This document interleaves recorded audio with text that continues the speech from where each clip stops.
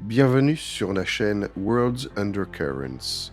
On croit généralement que l'Iran est un pays d'ayatollahs et de pétrole, un pays de révolution et de sanctions. C'est un endroit que les gens connaissent par les actualités, mais qu'ils comprennent à peine dans son essence. Nous avons tendance à penser que son histoire commence quelque part au fond des manuels scolaires, avec Cyrus et Darius, avec les guerres gréco-perses. Et puis, brusquement, elle s'arrête et cède la place à la politique moderne. Mais si toute cette prémisse était fausse, et si l'Iran n'était pas qu'une seule histoire, et si c'était des dizaines d'histoires empilées les unes sur les autres, comme les strates d'une ancienne cité, où chaque nouvelle fondation repose sur les ruines de la précédente, qui a construit les premières villes sur ce plateau, à une époque où le reste du monde vivait encore dans des huttes. Comment se fait-il que cet endroit précis ait donné naissance au premier système d'administration étatique, à la première route postale et au premier principe officiellement proclamé de tolérance religieuse? Pourquoi cette terre a-t-elle attiré les conquérants encore et encore, seulement pour les engloutir, les digérer et les transformer en Perses? Et qu'est-ce exactement dans le sol iranien, dans l'air iranien, dans le caractère iranien, qu'a fini par faire que même les vainqueurs parlaient persan, priaient les dieux persans, et se considéraient comme les héritiers des rois perses? Ce n'est pas seulement l'histoire d'un pays, c'est l'histoire de la façon dont une civilisation survit. C'est l'histoire d'un peuple conquis par les Macédoniens, les Parthes, les Arabes, les Mongols et les Turcs, qui a toujours trouvé le moyen de rester lui-même. C'est l'histoire de la façon dont le pouvoir et la foi s'entremêlent si étroitement qu'ils ne peuvent plus être séparés. C'est l'histoire de la façon dont la mémoire du passé devient une arme dans le présent. Chapitre 1. Le pays et les premières civilisations. Commençons par le tout début, avec le plateau. Le plateau iranien n'est ni une plaine ni une vallée. C'est une immense table de pierre, élevée de 3000 à 6000 pieds au-dessus du niveau de la mer. Il est entouré de chaînes de montagnes, au nord et au sud, balayé par les vents d'Asie centrale, brûlé par le soleil au centre, et trempé par de fortes pluies sur les rives de la mer Caspienne. Vivre ici n'a jamais été facile. L'eau est rare. Les terres arables sont limitées à d'étroites bandes le long des rivières. Les étés sont étouffants et les hivers glaciales. Et pourtant, c'est ici, sur ce plateau rude et magnifique, que des hommes se sont installés depuis des temps immémoriaux. Déjà il y a 8000 ans, bien avant que l'Égypte ou la Mésopotamie n'émergent sous les formes que nous connaissons, des communautés agricoles sédentaires existaient sur ce qui est aujourd'hui l'Iran. Dans les monts Zagros, les gens cultivaient le blé et élevaient des chèvres. Ils fabriquaient des poteries en argile, décorées de motifs géométriques. Ils enterraient leurs morts juste à côté de leur maison, en plaçant dans leur tombe des bijoux faits de coquillages et de turquoise. Cette même turquoise reste aujourd'hui encore un symbole de l'Iran. Au 4e millénaire avant JC, la civilisation élamite est apparue dans le sud-ouest du plateau. C'était le premier grand organisme politique sur le sol iranien. Elam n'est pas un mot persan ni arabe. Il remonte au terme sumérien désignant cette terre, le haut pays. Les Élamites ont créé leur propre système d'écriture, même avant que les Sumériens n'inventent l'écriture cunéiforme. Ils ont construit des ziggourats. Ils commerçaient avec la vallée de l'Indus et avec la Mésopotamie. Leurs rois combattaient Babylone et la Syrie. Parfois, ils gagnaient, parfois ils perdaient. Mais il restait toujours une force distincte, un monde distinct. Mais Elam n'était qu'une voix dans l'histoire polyphonique du plateau iranien. Parallèlement existaient d'autres cultures. La culture de Djiroft au sud-est, avec ses mystérieux vases en pierre couverts de scènes mythologiques, la culture de Sialk au centre, la culture de Shaddad, où l'on a trouvé de l'or et du lapis-lazuli. Ce n'était pas un État unique, c'était une constellation de mondes, reliés par des routes commerciales et séparés par des chaînes de montagnes. Chapitre 2. L'arrivée des Ariens et les premiers empires. Dans cette constellation, quelque part vers la fin du 2e millénaire avant JC, de nouveaux peuples ont commencé à arriver, du nord et de l'est. Ils s'appelaient eux-mêmes Ariens, du mot Arya, qui signifie quelque chose comme noble ou digne.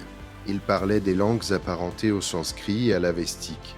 Ils apportaient des chevaux, des chars, des dieux du tonnerre et des rituels sacrificiels impliquant la libation de Aoma, une boisson sacrée faite à partir d'une plante dont l'identité exacte reste inconnue. Ils arrivèrent par vagues, pas comme une seule inondation. Parmi eux se trouvaient les Mèdes, les Perses, les Parthes, les Bactriens et les Scythes.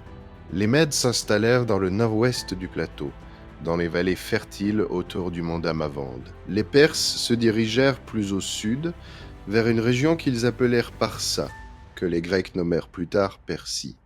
Au début, ils furent soumis par l'Empire assyrien. La Syrie les pressait de l'ouest, collectait des tribus, emmenait des gens en esclavage et détruisait leurs villes.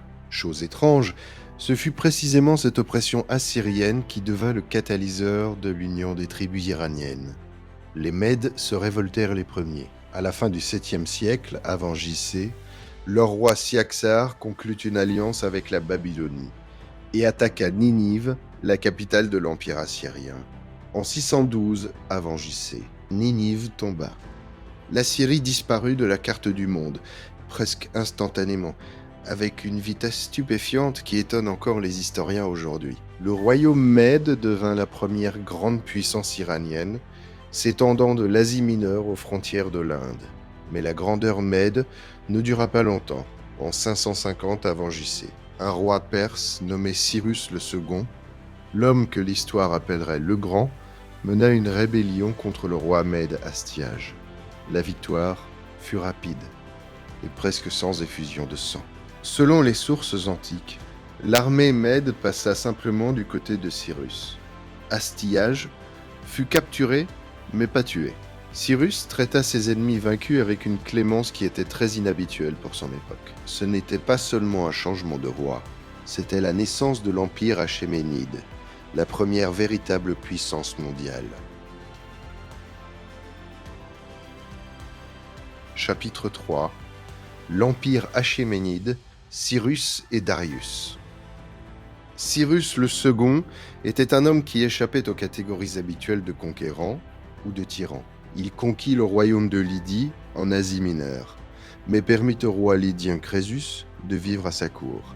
Il prit Babylone en 539 avant JC, mais au lieu de la détruire, il y entra en libérateur et fit des sacrifices au dieu babylonien Marduk. Il libéra les Juifs de leur captivité babylonienne et leur permit de retourner en Judée. Cela lui valut le rare titre d'Ar, oint du Seigneur, dans la tradition juive, un honneur unique pour un non-juif. Le célèbre cylindre de Cyrus, un tonneau d'argile inscrit en cunéiforme, découvert à Babylone au XIXe siècle, contient une proclamation. Il défend le droit des peuples à leur propre religion, leurs propres coutumes et leurs propres propriétés. Certains historiens l'appellent la première déclaration des droits de l'homme. D'autres notent prudemment qu'il s'agissait avant tout d'une proclamation politique, conçue pour gagner les peuples conquis. Le plus probable, les deux sont vrais. Les grands gestes politiques sont rarement purement désintéressés. Après Cyrus, son fils Cambyse conquit l'Égypte. La Perse devint le seul empire de l'Antiquité à s'étendre sur des territoires de 4 continents, selon la compréhension géographique de l'époque. Sous Darius, le premier, qui accéda au pouvoir vers 522 avant JC, après une série de coups de palais et la répression de révoltes. L'Empire achéménide atteignit sa plus grande extension territoriale. Il s'étendait de la Thrace à l'ouest, jusqu'au fleuve Indus à l'est, de la Scythie au nord, jusqu'à la Nubie au sud. On estime que 50 millions de personnes, près de la moitié de la population mondiale de l'époque, vivaient sous la domination du roi perse. Darius était, avant tout, un organisateur. Il créa le système administratif qui transforma l'Empire achéménide d'une simple territoire en un État fonctionnel. Il divisa l'Empire en 23 satrapies, provinces gouvernées par des satrapes nommés par le roi. Il standardisa les poids et mesures. Il introduisit une monnaie d'or, le daric, qui circula dans tout l'Empire. Il construisit la route royale, une immense voie de plus de 1600 milles, reliant Suse à Sardes. Sur cette route, des courriers à cheval pouvaient transmettre des messages en une semaine, sur une distance qui aurait pris 3 mois à un voyageur à pied. La plus grandiose incarnation de toute cette majesté fut Persépolis, une ville dont Darius commença la construction en 518 avant JC, sur une terrasse de pierre dans les montagnes de Parsa. Persépolis n'était pas une capitale au sens traditionnel. Le gouvernement siégeait à Suse et Pasargade servait de résidence d'hiver. Persépolis était un centre cérémoniel, une ville symbole, une ville rituelle. C'est là que l'on célébrait chaque printemps Nowruz, le Nouvel An persan, une fête vieille de plus de 3000 ans, encore célébrée aujourd'hui en Iran. Dans la Padana, la grande salle d'audience de Persépolis, les murs étaient couverts de bas-reliefs. Ils montraient des délégations de tous les peuples de l'Empire, apportant des cadeaux au pied du grand roi. Mèdes, Égyptiens, Grecs, Indiens, Éthiopiens, Scythes, ils défilaient tous dans une procession sans fin. Ces reliefs frappent par leur sérénité. Il n'y a pas de bataille, pas d'exécution, pas de prisonniers enchaînés. Seulement un mouvement solennel vers le centre de l'univers, que les Achéménides croyaient être eux-mêmes et leur palais. Chapitre 4. Alexandre le Grand et l'époque hellénistique. Mais ce fut exactement cette splendeur qui attira le regard d'un ennemi qui se révéla fatal. Alexandre le Grand traversa l'Hellespont en 334, avant JC, avec une armée de plus de 40 000 hommes. Sa campagne contre la Perse fut fulgurante, selon les critères antiques. À Issos et à Gaugamel, les armées perses subirent des défaites écrasantes. Le roi perse Darius III s'enfuit vers l'est et fut assassiné en 330 avant JC par son propre satrape Besso. Alexandre ordonna qu'il soit enterré avec les honneurs royaux. Alexandre fit brûler Persépolis jusqu'aux fondations. Selon une version, il le fit dans un état d'ivresse, après un festin poussé par une courtisane athénienne nommée Thaïs. Selon une autre, ce fut un acte politique délibéré, une vengeance pour les temples grecs que les Perses avaient brûlés des décennies plus tôt. Le plus probable, un peu des deux. Le feu détruisit les structures en bois, noircit la pierre et fit fondre l'or. En l'espace de 200 ans après la mort d'Alexandre, Persépolis n'était plus que des ruines. Mais de son vivant, Alexandre fit quelque chose d'inattendu. Il ne se contenta pas de conquérir la Perse. Il essaya de devenir perse. Il portait des vêtements perses. Il introduisit la proskinèse à sa cour, le rituel perse de se prosterner face contre terre devant le roi. Il épousa une princesse perse, Roxane, et organisa un mariage de masse, où ses généraux épousèrent les filles de la noblesse perse. Ses compagnons macédoniens furent indignés. Ils y virent une trahison. Alexandre lui-même, semble-t-il, y voyait l'avenir, la fusion de deux mondes, en un seul. Alexandre mourut à Babylone en 323 avant JC, avant même d'avoir 33 ans. Son empire se désintégra instantanément. Le plateau iranien revint à son général Séleucos et à ses descendants. Le royaume hellénistique, séleucide, tint environ 2 siècles, laissant une empreinte grecque sur la culture iranienne, dans l'architecture, la monnaie et les noms. Chapitre 5. Les Parthes et les Sassanides. Mais le sol iranien se montra plus fort. Vers 250 avant JC, sur les marges orientales du royaume séleucide, les Parthes se soulevèrent. Ils étaient une tribu nomade iranienne, venue des steppes à l'est de la mer Caspienne. Leur chef Arsas fonda la dynastie arsacide. Lentement, au cours d'un siècle, Les Parthes étendirent leur pouvoir et repoussèrent les Séleucides plus à l'ouest. Au milieu du IIe siècle avant JC, ils contrôlaient tout l'Iran, la Mésopotamie et des parties de l'Asie centrale. Le royaume parthe était structuré différemment de l'empire achéménide. C'était plutôt une fédération de puissants vassaux qu'un État centralisé. Les rois parthes étaient des pragmatiques. Ils conservaient des inscriptions grecques sur leur monnaie, soutenaient les cités grecques et toléraient différentes religions. Mais en même temps, ils ranimèrent les traditions iraniennes, la langue perse et le culte zoroastrien du feu. C'est sous les Parthes que l'Ira entra pour la première fois en conflit avec Rome. La collision était inévitable.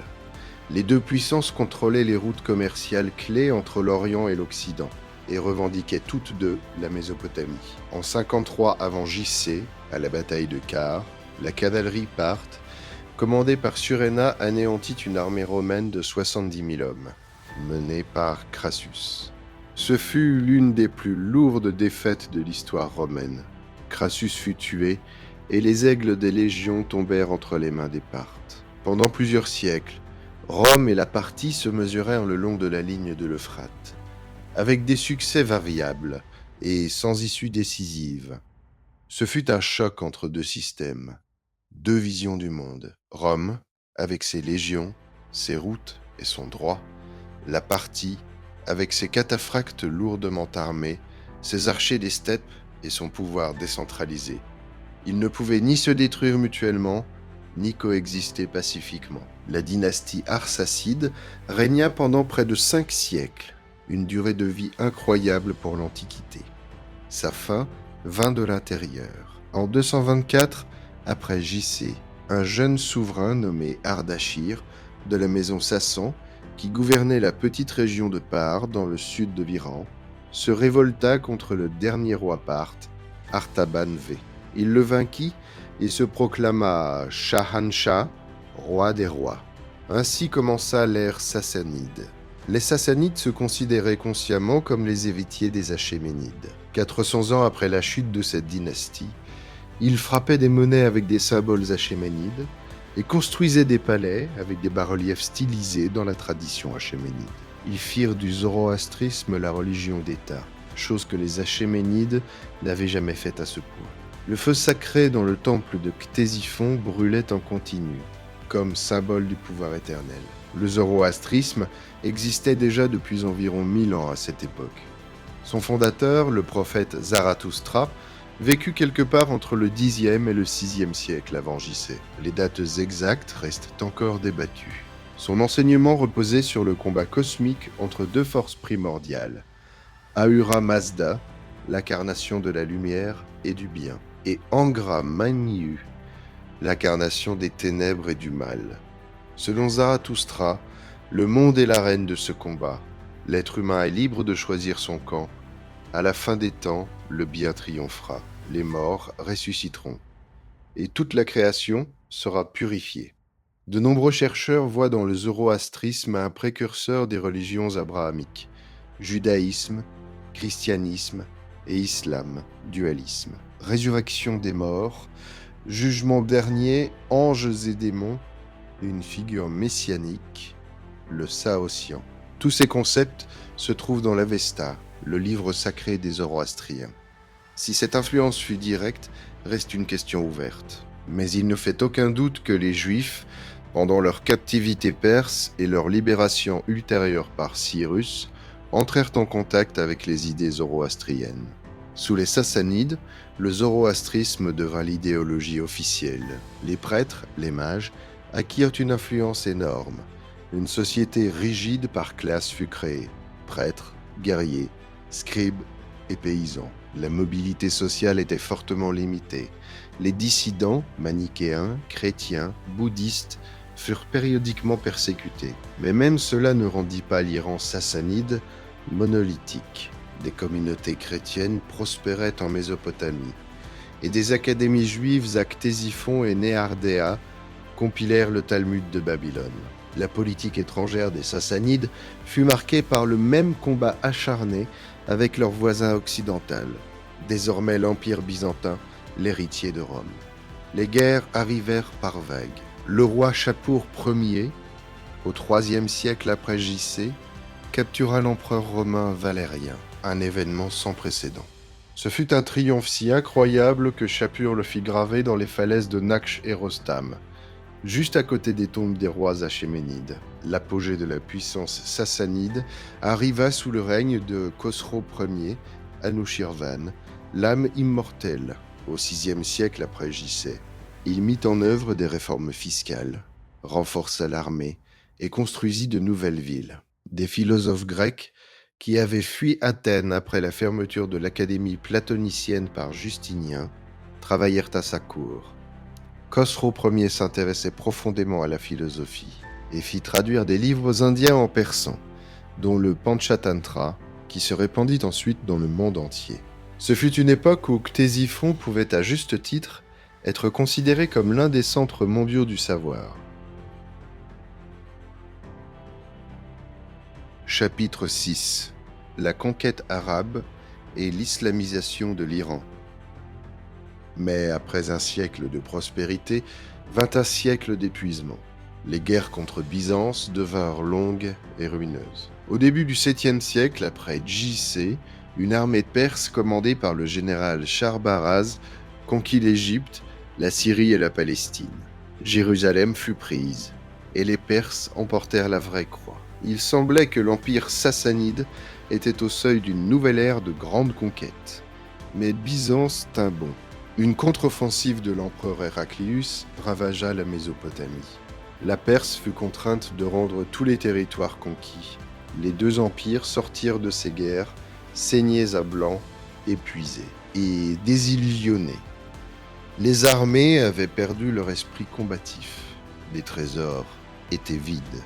La population était lassée des impôts et des levées militaires. L'instabilité politique à la cour fut si grave que, sur une période de seulement 4 ans, de 628 à 632, après J.C., l'Iran vit 8 rois différents.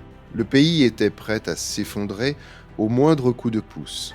Le coup vint du sud, des déserts arabes.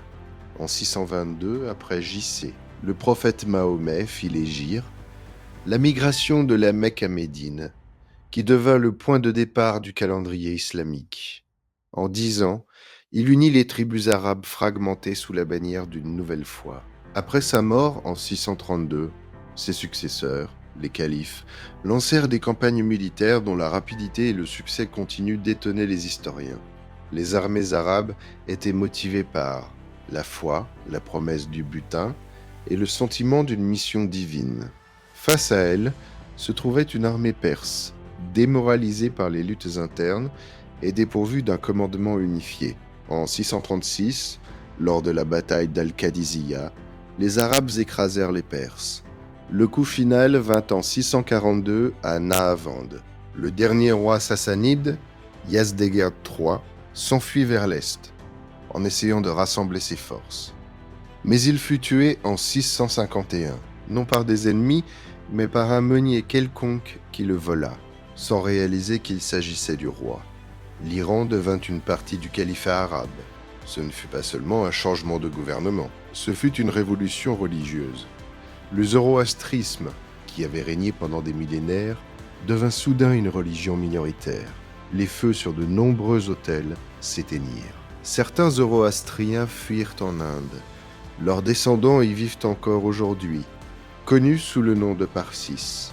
Ceux qui restèrent acceptèrent progressivement l'islam, certains par conviction, d'autres pour des raisons pratiques, d'autres sous la pression. Mais voici le paradoxe qui étonne constamment les historiens. L'Iran accepta l'islam, mais en même temps, il iranisa l'islam. La langue perse survécut, la culture perse survécut. Mieux encore, elle devint l'une des principales langues de la civilisation islamique. Au IXe siècle, après J.C., les plus grands poètes et savants du monde musulman écrivaient en perse. Le califat arabe devint perse de l'intérieur, tout comme l'Iran sassanide avait absorbé des influences grecques, parthes et romaines, sans perdre son identité profonde. Cette transformation fut lente et douloureuse. Les 2 premiers siècles après la conquête arabe furent une période de rupture profonde. L'aristocratie perse, les prêtres, les scribes, beaucoup perdirent leur statut, leurs biens et leur monde familier. La taxation des non-musulmans créa un puissant incitatif à la conversion. Des garnisons arabes furent stationnées dans les villes. L'arabe devint la langue du droit, de la religion et de l'administration. Et pourtant, le tissu culturel ne se déchira pas.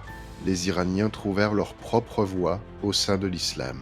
Le mouvement chiite, qui avait initialement commencé comme un différend politique sur la succession légitime au pouvoir dans le monde arabe, trouva un terrain fertile en Iran, en 680 après J.C. Hussein ibn Ali, le petit-fils du prophète Mahomet, fut tué à Kerbala avec une petite bande de fidèles alors qu'il combattait contre la gigantesque armée du calife omeyyade. Cet événement devint pour l'islam chiite ce que le Golgotha est pour le christianisme, une tragédie sacrée, une source éternelle de chagrin, de martyrs et d'espoir.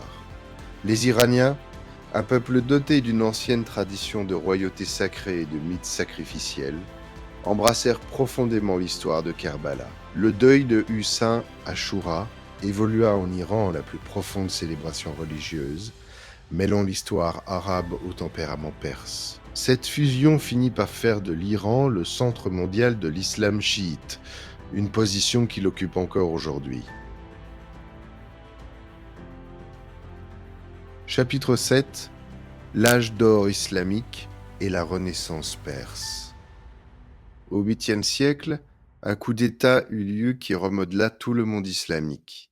Les Abbassides, une nouvelle dynastie fortement soutenue par des partisans iraniens, renversèrent les Omeyyades et déplacèrent la capitale du califat de Damas vers une ville toute nouvelle, Bagdad, construite en 762 après J.C. en Mésopotamie, sur les rives du Tigre. Ce fut un déplacement hautement symbolique. Le pouvoir passa de la Syrie arabe, de retour vers le cœur iranien mésopotamien. Le califat abbasside, surtout sous les règnes de Haroun al-Rachid et al-Mamoun, inaugura une ère d'épanouissement culturel sans précédent. La Maison de la Sagesse à Bagdad traduisit des textes grecs, perses et indiens en arabe. Les mathématiques, l'astronomie, la médecine et la philosophie fleurirent sous le généreux patronage des califes, et une grande partie de cet âge d'or fut portée par des Iraniens. Il y avait la puissante famille des Barmécides comme vizir, le polymathe al-Biruni de Khwarezm, le médecin Ibn Sina, Avicenne de Boukhara, et le mathématicien al-Khwarizmi, dont le nom donna le mot algorithme. Cependant, le califat s'affaiblit progressivement. Le pouvoir passa aux gardes militaires turcs, et les provinces commencèrent à faire sécession. C'est exactement pendant cette période, au 9e et 10e siècle après J.C., que commença la Renaissance perse, un étonnant renouveau de la littérature perse et de la conscience nationale. Le poète Rudaki, qui vécut à la cour de la dynastie samanide à Boukhara à la fin du 9e et au début du 10e siècle, est considéré comme le père de la poésie persane classique. Les Samanides eux-mêmes étaient d'origine iranienne, et sous leur règne, le persan retrouva son statut officiel comme langue de littérature et d'administration. Pour la première fois depuis 200 ans, les Iraniens pouvaient écrire en persan à des fins officielles. Et puis vint Ferdowsi. Abolkazem Ferdowsi, un poète de Tus en Khorassan, passa 30 ans, de 977 à 1010 après J.C., à écrire le Shahnameh ou Livre des rois. C'est une épopée massive d'environ 60 000 distiques qui raconte l'histoire de l'Iran depuis la création du monde jusqu'à la conquête arabe. Elle contient des mythes sur les premiers rois, des légendes de Rostam et Sorab, des histoires de Darius et Alexandre et des récits sur les chats sassanides. Le Shahnameh est plus que de la littérature. Ce fut un acte de sauvetage culturel. Ferdowsi créa un livre qui préserva la langue perse sous sa forme classique, un livre que les Iraniens n'ont jamais cessé de lire et de citer depuis. La légende raconte que Ferdowsi écrivit le Shahnameh pour le sultan Mahmud de Ghazni en attendant une récompense promise de pièces d'or pour chaque distique. Mahmoud envoya cependant de l'argent. Insulté, le poète écrivit une satire amère contre son mécène et s'enfuit de Ghazni. Que l'histoire soit entièrement vraie ou non, elle est belle parce qu'elle montre une grande œuvre est créée en défi à la puissance qu'elle est censée servir. Chapitre 8. Les Turcs, les Mongols et les cendres des empires. Les 11e et 12e siècles apportèrent une nouvelle vague de conquérants. Les Turcs seldjoukides, un peuple nomade d'Asie centrale, qui avait soumis tout l'Iran, l'Irak, la Syrie et l'Asie mineure vers le milieu du XIe siècle. Sous leur règne, l'institution classique sunnite de la madrasa fut établie, comme outil d'éducation religieuse et de stabilisation de l'État. Le grand vizir Nizam al-Mulk écrivit la Siyasatnama, le livre du gouvernement, l'une des premiers traités du monde sur l'art de gouverner. Ce fut aussi à l'époque seldjoukide qu'Omar Khayyam vécut et œuvra, poète, mathématicien et astronome. Ses quatrains sur le vin, l'amour et la fugacité de l'existence, traduits en anglais au XIXe siècle par Edward Fitzgerald, devinrent certains des exemples les plus célèbres de poésie persane en Occident. Khayyam lui-même les écrivit probablement comme des réflexions philosophiques enracinées dans la tradition soufie. Mais ils furent adoptés dans le monde entier comme les révélations d'un libre penseur, savourant la vie face à la mort. Les deux interprétations sont probablement justes. Le XIIIe siècle apporta à l'Iran la plus grande catastrophe de toute son histoire. Les Mongols, dirigés par Gengis Khan, commencèrent leur marche vers l'ouest, vers 220, ce qu'ils firent aux villes iraniennes. Fut une annihilation totale. Nishapur, autrefois l'une des plus grandes villes du monde avec des centaines de milliers d'habitants, fut rasée jusqu'au sol. Merv, une autre grande ville du Khorasan, subit le même sort. Les historiens persans rapportent des chiffres de morts qui semblent inimaginables, des millions de morts en seulement quelques années. Les estimations démographiques modernes suggèrent que la population de l'Iran fut réduite de moitié pendant la période mongole.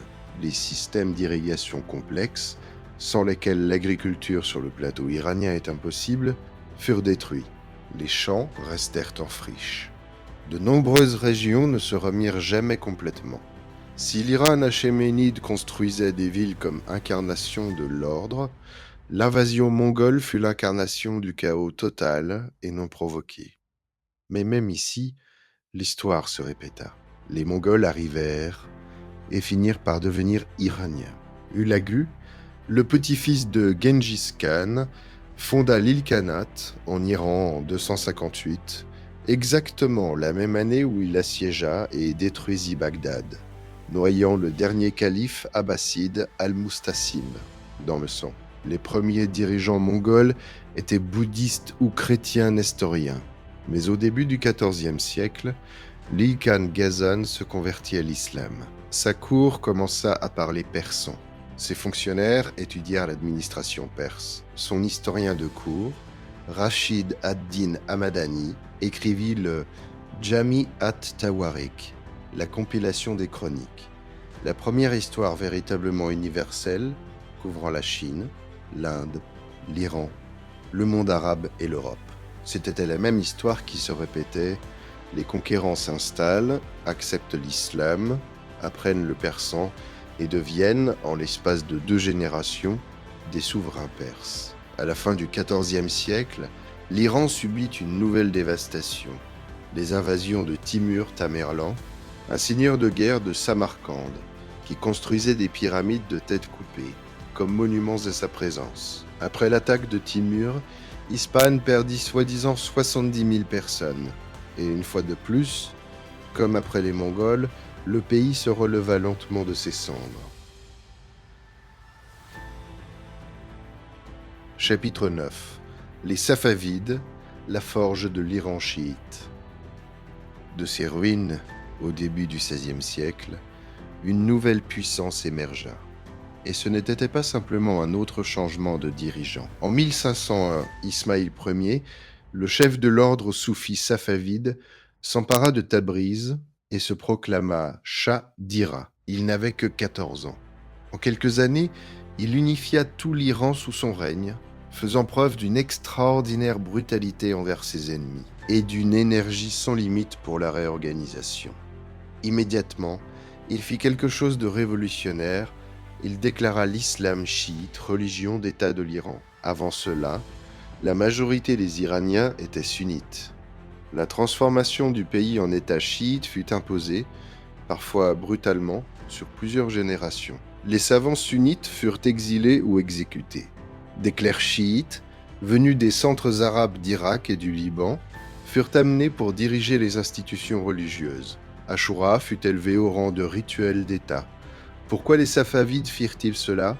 En partie par conviction religieuse sincère, en partie par calcul politique. L'Iran était entouré d'empires sunnites, l'empire ottoman à l'ouest et les khanates ouzbeks à l'est. Le chiisme devint un bouclier religieux, forgeant une identité distincte de ses voisins. L'Iran avait besoin de savoir ce qui le différenciait de la Turquie. Maintenant, il le savait. L'affrontement avec l'Empire ottoman devint le conflit central de l'ère safavide. À la bataille de Chaldiran en 1514, les Safavides subirent une défaite écrasante. L'artillerie ottomane décima la cavalerie perse. Mais l'Iran survécut. Il se retira, se regroupa et consolida ses frontières en quelque chose de permanent.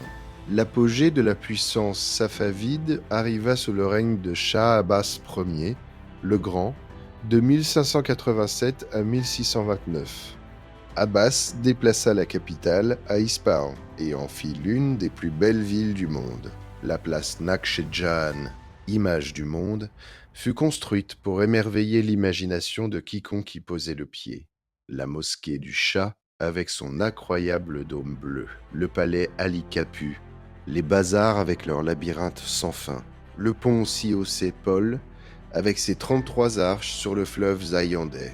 Ispahan devint l'incarnation ultime du concept iranien de beauté. Précis, géométrique, riche en détails, et pourtant, jamais tape à l'œil.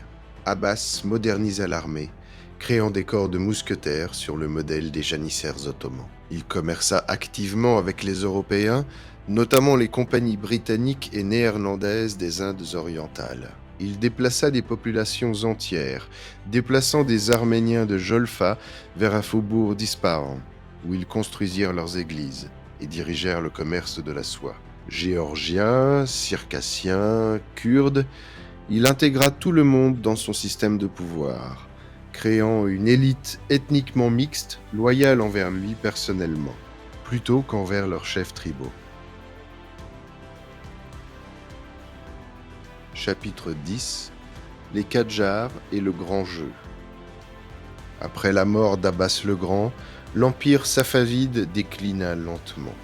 En 1722, une tribu afghane appelée les Ghilzai s'empara d'Ispahan. Le dernier Shah safavide, Sultan Hussein, se rendit sans combat. Certains disent par épuisement et apathie. D'autres disent qu'il comprit que la résistance était futile. L'Iran fut plongé à nouveau dans le chaos, mais pas pour longtemps. Nader Shah, un brillant commandant militaire issu d'une tribu turkmène, monta du poste de régent militaire à celui de Shah et se proclama souverain en 1736. Il possédait à la fois un génie tactique exceptionnel et une brutalité absolue. Il expulsa les Afghans, rétablit les frontières de l'Iran et envahit même l'Inde. En 1739, il mit Delhi à sac et emporta le légendaire trône du Paon et le diamant Koh-i-Noor. Sa campagne en Inde fut fulgurante et dévastatrice. On estime qu'il pilla des richesses valant des milliards de roupies modernes à Delhi. Nader fut un souverain brutal, exécutant même ses propres fils sur soupçon de trahison. Il tenta de forger un nouveau concept religieux d'unité islamique, réconciliant sunnites et chiites, mais échoua. Après son assassinat en 1747, le pays retomba dans les luttes de pouvoir. La dynastie Zand, qui régna de 1750 à 1779, laissa un souvenir relativement paisible. Karim Khan Zand se nomma modestement, non pas Shah, mais Vakil, représentant du peuple. Sous son règne, Shiraz refleurit comme centre culturel. C'est à Shiraz que sont enterrés Hafez et Saadi, deux des plus grands poètes persans, dont les vers les Iraniens connaissent par cœur, comme d'autres cultures citent des proverbes. À la fin du XVIIIe siècle, la confédération tribale turque des Kadjars prit le pouvoir. Son fondateur, Aga Mohammad Khan, eut une vie marquée par la brutalité. Capturé et castré enfant par un ennemi, il devint un seigneur de guerre froid et calculateur qui supervisa personnellement le sac sanglant de Tbilissi en 1795. Il déplaça la capitale à Téhéran, alors une petite ville au pied des monts Alborz. Téhéran reste aujourd'hui la capitale de l'Iran. L'époque Kadjar fut la période où l'Iran fit face à un nouveau type de menace qu'il n'avait jamais connu auparavant. Non pas une conquête militaire rapide, mais une absorption lente et étouffante. Deux grandes puissances, la Russie et la Grande-Bretagne, firent de l'Iran l'arène de leur rivalité impériale. Un affrontement connu à Londres et à Saint-Pétersbourg sous le nom de The Great Game. Par le traité de Gulistan en 1813, après une défaite dans la guerre russo-perse, l'Iran céda tout le Caucase du Sud à la Russie, la Géorgie, l'Azerbaïdjan et la plus grande partie de l'Arménie. Après une autre guerre, le traité de Turkmenché en 1828 consolida et étendit ses pertes. La Russie obtint le droit exclusif de maintenir une flotte de guerre sur la mer Caspienne et des droits extraterritoriaux pour ses sujets en Iran. Ces humiliations brûlèrent profondément dans la conscience iranienne. Les poètes écrivirent des élégies pour les terres perdues et les fonctionnaires nationalistes rêvaient de revanche. Mais l'armée était faible, le trésor était vide et le Shah était impuissant. La Grande-Bretagne, de son côté, contrôlait le commerce via le golfe Persique et exerçait une influence politique massive sur le sud du pays. En 1891, le Shah Nasser ad-Din vendit un monopole sur le commerce du tabac à une société britannique. Cela déclencha un gigantesque boycott national. Les marchands persans, les religieux et les simples citoyens cessèrent simplement de fumer. Le Shah fut contraint d'annuler la concession. C'était la première fois dans l'histoire iranienne qu'un mouvement civil organisé arrêtait un décret du souverain. La graine des futures révolutions était semée. En 1905, le Shah vendit une concession à une société britannique pour construire et gérer les douanes. Cela déclencha la révolution constitutionnelle de 1905 à 1911, la première révolution démocratique en Asie. Marchands, intellectuels et une partie du clergé s'unirent pour exiger une constitution et un parlement, le Majlis. En 1906, sur son lit de mort, le Shah Mozaffar ad-Din signa la constitution. Le Majlis se réunit. Il semblait que l'Iran était sur le seuil d'un nouvel avenir. Mais le nouveau Shah, Mohammad Ali, conclut un pacte secret avec la Russie. En 1908, il bombarda le bâtiment du Majlis avec de l'artillerie, dispersa les députés et fit exécuter les leaders du mouvement constitutionnel. La liberté fut étranglée avec l'aide des Cosaques russes. Cependant, cela ne dura pas. En 1909, les constitutionnalistes reprirent le contrôle et chassèrent Mohammad Ali. Pourtant, le pays resta appauvri, découpé en sphères d'influence, russe au nord, britannique au sud, essentiellement privé de sa souveraineté. La Première Guerre mondiale transforma l'Iran en champ de bataille pour les troupes russes, britanniques, ottomanes et allemandes, malgré sa neutralité officielle. La famine, les maladies et le chaos s'ensuivirent. Le pays perdit à lui seul environ 2 millions de personnes à cause de la famine entre 1917 et 1919. La grippe espagnole augmenta encore le bilan des morts. Chapitre 11. La dynastie Pahlavi et Mossadegh. Sur fond d'une nation épuisée et humiliée, un homme nommé Reza Khan fit son apparition. Il était commandant de la brigade des Cosaques, une unité militaire créée et entraînée par les Russes. En février 1921, il organisa un coup d'État, s'empara de Téhéran et prit le contrôle du gouvernement. En quelques années, il élimina tous ses rivaux, écrasa les rébellions régionales et désarma les tribus.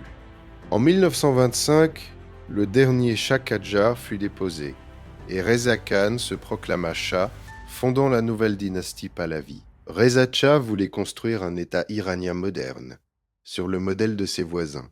La Turquie laïque d'Atatürk fut une source d'inspiration évidente. Il construisit des routes, des chemins de fer et des usines. Il imposa le vêtement européen. En 1936, il interdit aux femmes de porter le hijab et aux hommes de porter les coiffes traditionnelles. Il fonda l'université de Téhéran. Il initia des réformes agraires. Il insista pour que la communauté internationale utilise le nom Iran au lieu de Perse dans les documents officiels, en faisant appel aux racines aryennes de la nation et en éloignant le pays de l'image exotique des Mille et une nuits de l'Orient. Ces méthodes furent de fer. L'opposition politique fut réprimée, la presse fut censurée. Les chefs de tribus, autrefois farouchement indépendants, furent brisés ou tués. Les savants religieux, privés de leur contrôle sur l'éducation et les tribunaux, nourrissaient un profond ressentiment. Mais le pays changeait visiblement. Des routes furent pavées là où il n'y avait autrefois que des sentiers. La population urbaine augmenta. Le taux d'alphabétisation grimpa fortement. En 1941, l'Iran fut une nouvelle fois victime de sa géographie. L'Union soviétique et la Grande-Bretagne, devenues alliées après l'attaque allemande contre l'URSS, occupèrent conjointement l'Iran. Les troupes soviétiques prirent le nord, les Britanniques le sud. Reza Shah, soupçonné de sympathie nazie, fut contraint d'abdiquer en faveur de son fils Mohammad Reza. Il mourut en exil en Afrique du Sud en 1944. Le jeune Shah Mohammad Reza Pahlavi, âgé de seulement 21 ans à son accession au trône, hérita d'un pays occupé une fois de plus par des armées étrangères.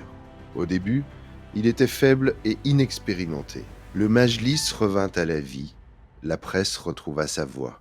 Les partis politiques, des libéraux au Parti communiste Tudeh, réapparurent sur la scène. Dans cette atmosphère, au début des années 1950, une figure s'éleva qui devint le symbole du rêve iranien de souveraineté inassouvie.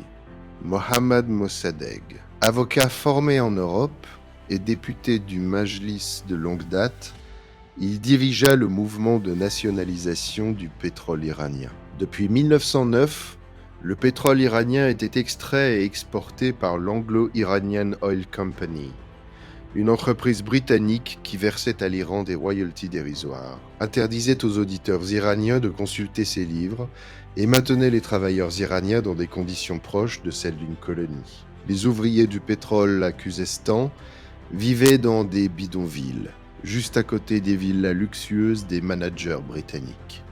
En 1951, Mossadegh devint Premier ministre et fit immédiatement adopter une loi nationalisant l'industrie pétrolière par le Majlis. Des foules d'Iraniens se réjouirent. La Grande-Bretagne répondit par un embargo et appela à un boycott international du pétrole iranien. Mossadegh se rendit à l'ONU, parla à La Haye et rencontra Eisenhower à Washington. Le magazine Time le mit en couverture comme homme de l'année, mais le vrai pouvoir n'était pas de son côté. En août 1953, la CIA et le MI6 britannique organisèrent un coup d'État, devenu célèbre sous le nom d'Harry Opération Ajax. Des foules payées saccagèrent les bureaux des partisans de Mossadegh, tandis que des unités de l'armée s'emparaient des positions clés. Mossadegh fut arrêté, jugé, condamné et passa le reste de sa vie en résidence surveillée dans sa propriété d'Ahmadabad. Il mourut en 1967. Le Shah, qui avait brièvement fui le pays pendant le chaos, revint au pouvoir. Mais désormais, tout le monde savait exactement comment il était maintenu au pouvoir. Chapitre 12. La Révolution blanche et la Révolution islamique. Au cours des 25 années suivantes, Mohammad Reza Pahlavi régna, s'appuyant sur l'armée, sa police secrète SAVAK et le soutien américain. Sa Révolution blanche de 1963, un programme comprenant une réforme agraire, le droit de vote des femmes et des campagnes d'alphabétisation, changea fondamentalement le pays. L'économie iranienne connut une croissance rapide. Les revenus pétroliers après le boom des prix de 1973 lui permirent de financer des projets grandioses. En 1971, le Shah organisa une fête sans précédent à Persépolis pour célébrer le 2500e anniversaire de la monarchie iranienne. Des tentes dressées au milieu des ruines achéménides furent conçues par les meilleures maisons de mode parisiennes. Les repas furent préparés par des chefs étoilés Michelin. Des chefs d'État de dizaines de pays s'y rendirent. Le Shah, en grand uniforme militaire, se tint devant les tombes de Cyrus et de Darius. En tant que leur héritier vivant, le public iranien regarda cela avec des sentiments mitigés. Certains y voyaient la renaissance d'une grande puissance. D'autres y voyaient un gaspillage insensé de la richesse pétrolière. Les religieux considéraient la promotion de la gloire perse pré-islamique comme un éloignement de l'islam, un retour à un passé païen et adorateur du feu. L'ayatollah Khomeini, en exil depuis 1964, d'abord en Irak puis en France, qualifia la célébration de Persépolis du Festival du Diable. L'opposition au Shah était très fragmentée. Les nationalistes de gauche se souvenaient de Mossadegh. Le parti communiste tudé avait des réseaux profonds parmi la classe ouvrière. Les révolutionnaires islamiques voyaient dans le Shah un serviteur des intérêts américains. Les intellectuels libéraux, ainsi que des figures comme Ali Shariati qui conceptualisa le schisme rouge, une interprétation révolutionnaire de l'islam, créèrent une synthèse idéologique extrêmement attractive pour la jeunesse. La SAVAK, la police secrète du Shah, construite avec l'aide de la CIA et du Mossad israélien, répondit à la dissidence par des arrestations, de la torture et des exécutions. Cela rendit le régime universellement haï, même chez ceux qui soutenaient généralement la modernisation. La haine partagée envers la SAVAK unit des gens qui n'avaient absolument rien d'autre en commun concernant l'avenir du pays. En 1978, la tension atteignit un point de non-retour. Le déclencheur fut un article de journal rempli d'attaques insultantes contre Khomeini, clairement orchestré par le gouvernement. Des étudiants descendirent dans les rues de la ville sainte de Qom. La police ouvrit le feu et plusieurs personnes furent tuées. Selon le cycle de deuil chiite, des manifestations furent organisées le 40e jour après les décès. À nouveau, on tira, et à nouveau, il y eut des morts. Chaque nouveau cycle de 40 jours multiplia le nombre de morts, et la colère dans les rues. En septembre 1978, sur la place Jaleh à Téhéran, lors d'un événement plus tard appelé Vendredi Noir, les troupes tirèrent sur la foule. Les chiffres officiels parlaient de quelques dizaines de morts. L'opposition en revendiquait des centaines. Les chiffres exacts sont encore débattus, mais l'effet fut indéniable. Le pays avait franchi le point de non-retour. En janvier 1979, le Shah quitta l'Iran, officiellement en vacances, mais en réalité pour toujours. Il mourut en 1980 en Égypte, où Anwar el-Sadat lui accorda l'asile. Le 1er février 1979, un avion d'Air France atterrit à Téhéran. L'ayatollah Rouhollah Khomeini, âgé de 77 ans, vêtu d'une robe noire et d'une barbe blanche, descendit de l'avion. 2 millions de personnes l'attendaient, à l'aéroport et dans les rues. Un journaliste lui demanda « Que ressentez-vous en rentrant en Iran après 15 ans d'exil ?» Khomeini répondit « Rien. » La réponse est entrée dans l'histoire. Même si Khomeini voulait probablement dire quelque chose de spirituel, la réalité était claire. Il n'était pas revenu pour ressentir, il était revenu pour agir. La révolution islamique avança à une vitesse incroyable. En quelques semaines, la monarchie s'effondra. L'armée déclara sa neutralité, puis passa du côté de la révolution. La tradition millénaire de la monarchie iranienne fut abolie par référendum. En avril 1979, plus de 98% des électeurs choisirent d'établir une république islamique. Khomeini introduisit le concept de velayat et faqih, la tutelle du juriste islamique, positionnant un religieux comme autorité politique et spirituelle suprême. La révolution commença rapidement à dévorer ses propres alliés. Gauchistes, libéraux, Kurdes, moudjahidines, tous ceux qui avaient participé au renversement du Tcha se retrouvèrent soudain ennemis du nouveau régime. Les exécutions se succédèrent. Des milliers de personnes furent fusillées en l'espace de quelques années. En 1988, des milliers de prisonniers politiques, de communistes et de dissidents furent exécutés en masse dans les prisons du pays. Cette période tragique reste gravée dans la mémoire des Iraniens comme l'un des chapitres les plus sombres de leur histoire. Un chapitre que le récit officiel a longtemps étouffé, mais que les organisations internationales ont documenté avec horreur. Chapitre 13. Otages, guerre et les décennies modernes. Pendant ce temps, un événement se produisit qui relégua toutes les contradictions internes dans l'ombre. En novembre 1979, des étudiants islamistes prirent d'assaut l'ambassade des États-Unis à Téhéran et prirent 52 diplomates américains en otage. Ils exigeaient l'extradition du Shah, qui recevait alors des soins médicaux aux États-Unis. La crise dura 444 jours. Les otages furent finalement libérés en janvier 1981, exactement le jour de l'investiture de Ronald Reagan. Ce timing a nourri depuis lors de nombreux soupçons politiques. Les États-Unis rompirent les relations diplomatiques avec l'Iran et elles restent rompues à ce jour. Puis vint l'Irak. En septembre 1980, Saddam Hussein envahit l'Iran, espérant clairement profiter du chaos de la révolution. Ce fut une erreur de calcul fatale. La guerre qu'il pensait gagner en quelques semaines dura 8 longues années et devint l'un des conflits les plus sanglants de la fin du XXe siècle. La société iranienne se rassembla face à l'invasion.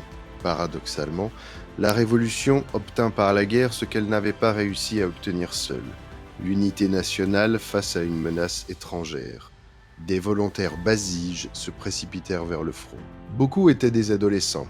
Certains portaient des clés en plastique autour du cou, les clés symboliques du paradis que les prédicateurs leur promettaient après la mort. Khomeini rejeta les offres de paix en 1982, alors que l'Iran avait réussi à repousser les Irakiens hors de son territoire. Il ne voulait pas seulement la paix, il voulait la victoire et l'exportation de la révolution. Cette décision prolongea la guerre de 6 années supplémentaires. L'armée irakienne, soutenue par les pays occidentaux et les monarchies arabes du Golfe, utilisa des armes chimiques. Les villes iraniennes furent bombardées sans relâche. Le Khuzestan, la province riche en pétrole, fut transformée en un champ de bataille calciné. En plus de 8 ans, entre 300 000 et 1 million d'Iraniens perdirent la vie. En juillet 1988, Khomeini accepta finalement une résolution de cessez-le-feu de l'ONU, comparant célèbre cette décision au fait de boire une coupe de poison. La trêve ne changea rien sur le plan territorial. Les frontières restèrent pratiquement les mêmes qu'avant la guerre. Quelques mois plus tard, en février 1989, Khomeini émit une fatwa appelant à la mort de l'écrivain britannique Salman Rushdie pour son livre « Les versets sataniques », isolant encore davantage l'Iran de l'Europe occidentale. Khomeini mourut en juin 1989. Une foule de plusieurs millions de personnes descendit dans les rues de Téhéran pour le pleurer. Il fut remplacé par Ali Khamenei, l'ancien président, une figure moins charismatique mais plus prudente.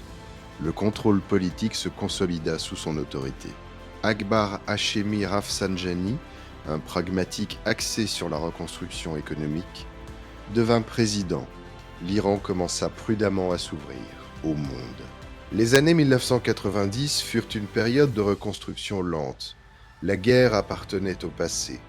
Les revenus pétroliers permirent de reconstruire les infrastructures, mais surtout, la jeunesse, fruit du boom démographique des années 1970 et 1980, fit de l'Iran l'une des pays les plus jeunes du monde. Ils grandirent, furent éduqués et rêvèrent d'une vie différente.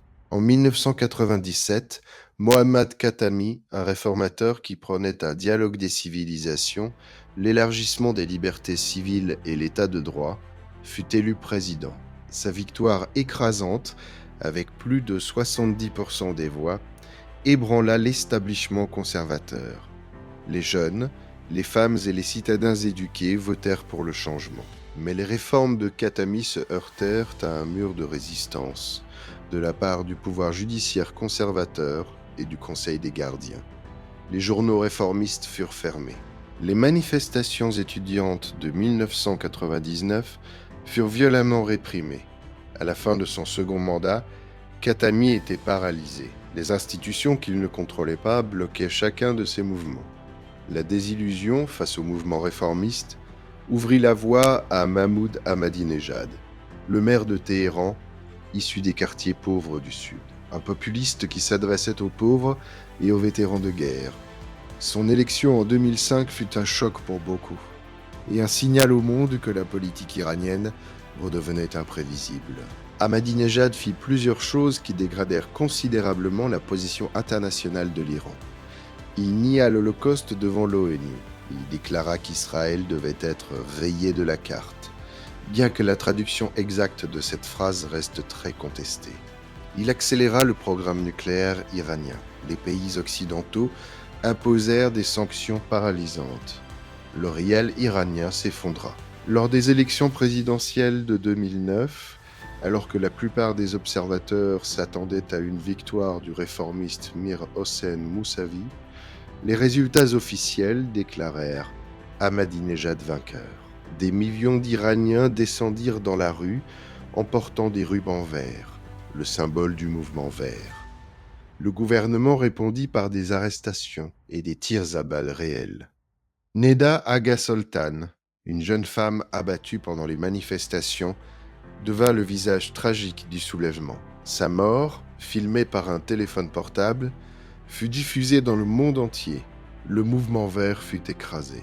Mousavi et un autre candidat réformiste, Mehdi Karoubi, furent placés en résidence surveillée, où ils se trouvent encore aujourd'hui. Mais le souvenir du mouvement ne mourut pas. Il s'ancra profondément dans les réseaux sociaux, les conversations discrètes et les histoires personnelles de millions de personnes. En 2013, Hassan Rouhani, un politicien modéré qui promit de relancer les relations avec l'Occident par des négociations nucléaires, fut élu président. En 2015, le plan d'action global commun, JCPOA, fut signé à Vienne, un accord historique par lequel l'Iran acceptait de limiter son programme nucléaire en échange de la levée des sanctions internationales.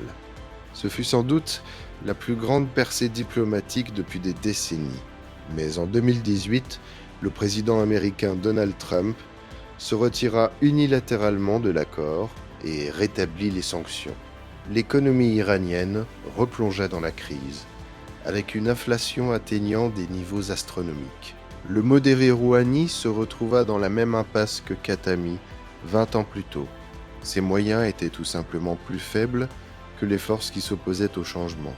En janvier 2020, une frappe de drone américain tua le général Qassem Soleimani, commandant de la force Quds, le chef militaire le plus célèbre et le plus vénéré d'Iran, héros de la guerre Iran-Irak et architecte de l'influence régionale iranienne. Sa mort provoqua un deuil massif et une immense colère. Des missiles iraniens frappèrent des bases américaines en Irak. Pendant quelques jours, le monde retint son souffle, craignant une guerre majeure. La guerre ne pas lieu, mais la tension persista. En 2022, d'énormes manifestations éclatèrent dans tout le pays sous le slogan « Femmes, vie, liberté », suite à la mort de Mahsa Amini, une jeune femme décédée en garde à vue de la police des mœurs après avoir été arrêtée pour avoir porté son hijab de manière inappropriée. Les protestations touchèrent toutes les provinces. De jeunes femmes arrachèrent leurs foulards et les brûlèrent. De jeunes hommes se tenaient à leur côté dans les rues. Le régime répondit une fois encore par des arrestations et des exécutions. Ce fut un nouveau cycle de chagrin, de rage et de répression. Chapitre 14. Conclusion. Le fil inébranlable. En regardant l'histoire iranienne de loin, en embrassant les 3000 ans dans leur totalité des dizaines de peuples, des centaines de souverains, De multiples religions mondiales, des vagues de conquérants et des vagues de renaissance. On ne peut s'empêcher de remarquer une vérité singulière. La civilisation iranienne possède une résilience extraordinaire. On ne peut pas vraiment l'appeler flexibilité au sens habituel, car la flexibilité implique de céder. L'Iran n'a pas cédé, il l'a absorbé. Il ne s'est pas adapté à ses conquérants. Il les a digérés. Macédoniens, Parthes, Arabes, Mongols, Turcs, ils sont tous arrivés avec une force brutale, de l'arrogance et de grands projets. Et à la fin, ils se sont tous retrouvés enveloppés dans la culture perse. Ils parlaient persan, ils construisaient dans le style perse, et ils patronnaient la poésie perse. Les conquêtes n'ont pas détruit la civilisation iranienne, elles l'ont enrichie. Parfois, au prix de souffrances inimaginables. Peut-être que le secret de cette résilience réside dans la langue elle-même. La langue perse possède une qualité extraordinaire. Elle est douce, mélodique, riche en synonymes et imprégnée de traditions poétiques. On peut exprimer des nuances en persan qui demandent des paragraphes dans d'autres langues. Les Iraniens connaissent par cœur des strophes du Shahnameh, de Hafez et de Saadi depuis l'enfance. Et ce n'est pas seulement de la littérature, c'est l'archive de leur mémoire collective, où leurs valeurs, leur histoire et leur façon de comprendre le monde sont encodées. Peut-être que le secret réside dans l'héritage zoroastrien qui a survécu à un millénaire de domination islamique. Nowruz, le nouvel an perse, lié à l'équinoxe de printemps et remontant à l'époque pré-zoroastrienne, est célébré en Iran avec autant de passion que les fêtes islamiques. Il implique le feu, de la verdure fraîche et 7 objets symboliques sur la table des fêtes. Ce ne sont pas des symboles islamiques, mais pré-islamiques. Les autorités ont essayé de restreindre Nowruz 2 fois, une fois pendant la période abbasside primitive et une autre sous les premiers gouvernements révolutionnaires. Elles ont échoué les 2 fois. Peut-être que le secret réside dans ce sens unique de continuité historique iranienne, ce que les historiens appellent conscience civilisationnelle. Les Iraniens savent que leur histoire est plus longue que celle de la plupart des autres nations. Ils vivent avec le poids des millénaires dans leur dos. Cela leur donne une profonde résilience face à l'échec et une profonde amertume lorsque le présent ne correspond pas à la grandeur du passé. C'est exactement cette amertume et cette grandeur qui alimente la politique iranienne, la culture iranienne et les débats iraniens sur l'avenir. Quand un politicien ou un poète iranien parle de dignité nationale, il fait appel à cette histoire profonde. Quand la jeunesse iranienne descend dans les rues, derrière elle se tiennent non seulement les griefs d'aujourd'hui, mais une tradition séculaire de résistance à l'injustice. L'Iran est un pays qui n'a jamais été pleinement compris de l'extérieur. On l'a vu comme un avant-poste du terrorisme et comme le berceau de la civilisation, comme une théocratie stricte et comme une société ayant l'un des plus hauts taux de femmes éduquées en Asie, comme un État fermé et comme une nation au peuple incroyablement ouvert, curieux et hospitalier. Toutes ces choses sont vraies.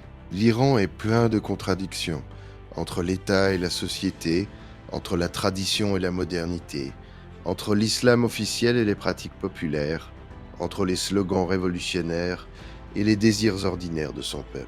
Ces contradictions ne sont pas une anomalie, elles sont simplement la façon iranienne d'exister dans le monde. Aujourd'hui, sur le sol iranien, les ruines de Persépolis se dressent encore. Colonnes calcinées, escaliers sculptés de reliefs, taureaux de pierre aux portes. Les touristes viennent prendre des photos. Les écoliers iraniens s'y rendent en excursion. À seulement 12 000 de là se trouvent Naksh et Rostam, la nécropole creusée dans la falaise où sont sculptées les tombes des rois achéménides et les reliefs des victoires sassanides. Tout cela repose sous le même ciel iranien, à côté des mêmes montagnes. À quelques heures de route se trouve Ispahan, avec ses dômes bleus.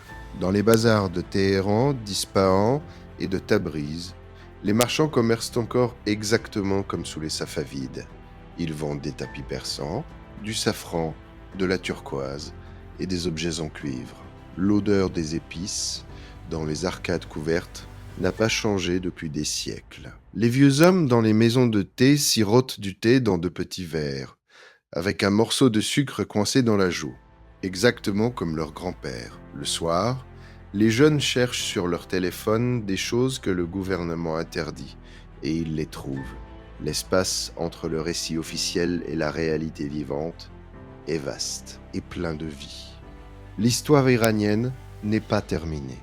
Elle continue, comme elle l'a toujours fait, à travers des ruptures et des synthèses, à travers la répression et la renaissance, à travers des édits officiels et des débats animés sur ce que signifie être iranien aujourd'hui. Ce débat se déroule dans les cafés de Téhéran, dans les amphithéâtres des universités, dans les quartiers d'exilés de Los Angeles et de Toronto, et dans les messages textes des jeunes Iraniens à travers le monde. Aucune conquête n'a jamais réussi à le faire taire. Aucune révolution n'a jamais réussi à mettre un point final à ce débat. Merci d'avoir regardé World's Undercurrents. Que cette nuit soit longue et paisible. Que tout ce qui a été dit aujourd'hui sur les millénaires, sur les villes, sur les rois et les poètes, sur les guerres et le silence, se dépose lentement comme la poussière sur les colonnes de Persépolis. Au coucher du soleil, l'histoire n'est pas pressée, elle sait attendre. Si vous avez aimé cette histoire, abonnez-vous à World's Undercurrents et activez les notifications pour ne jamais manquer la prochaine plongée au cœur de l'histoire cachée.